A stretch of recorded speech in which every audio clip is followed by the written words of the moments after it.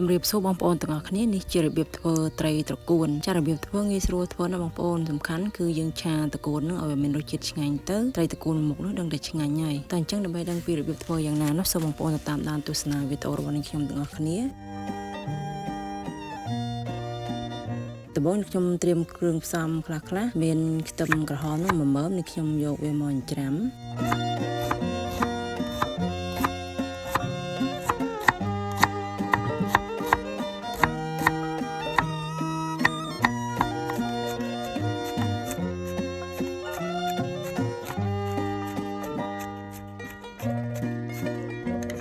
ហើយខ្ទឹមសនោះចំនួន6កំពឹសមកច្រាំដូចគ្នា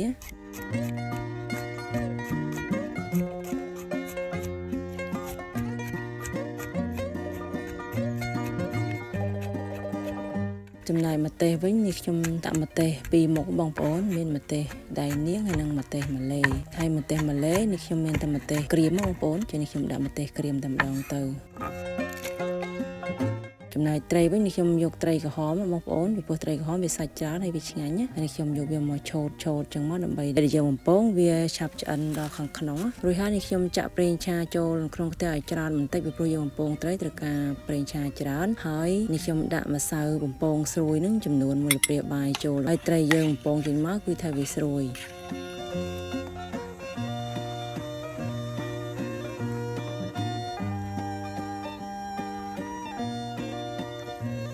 ចាប់ពេលដែលបំពងបងប្អូនកុំតន់ត្រឡប់ប្រែវាភ្លាមចង់ឲ្យវាក្រៀមម្ខាងសិនចាំយើងប្រែអញ្ចឹងមិនសាច់ត្រីវាអត់បែក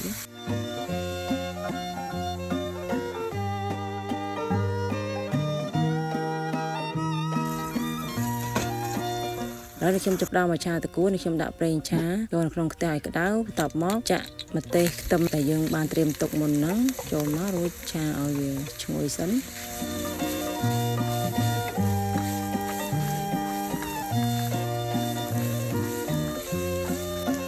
ហើយផ្សំគ្រឿងដោយដាក់ស្ករត្នោត1ស្ព្រាបាយម្សៅស៊ុបសាច់មាន់កន្លះស្ព្រាបាយប៊ីចេង1ស្ព្រាកាហ្វេទឹកត្រី2ស្ព្រាបាយកន្លះប្រេងខ្យង2ស្ព្រាបាយទឹកអំពិលទុំ2ស្ព្រាបាយរួចឆាឲ្យវារលាយបានល្អសិនមក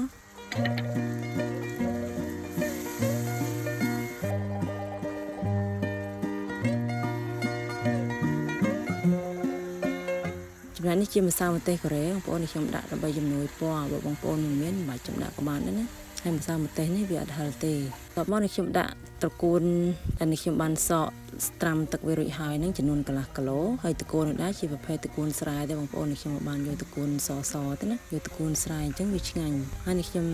ឆាត្រឡប់ទៅត្រឡប់មកសន្ទុះឃើញថាវាកោពេកខ្ញុំបានបន្ថែមទឹកបន្តិចពេលដែលបន្ថែមទឹកបងប្អូនបើកភ្លើងចង្ក្រានឲ្យខ្លាំងបន្តិចមករួចឆារហូតតែត្រកួនហ្នឹងវាទន់ហើយចូលជាតិបានល្អ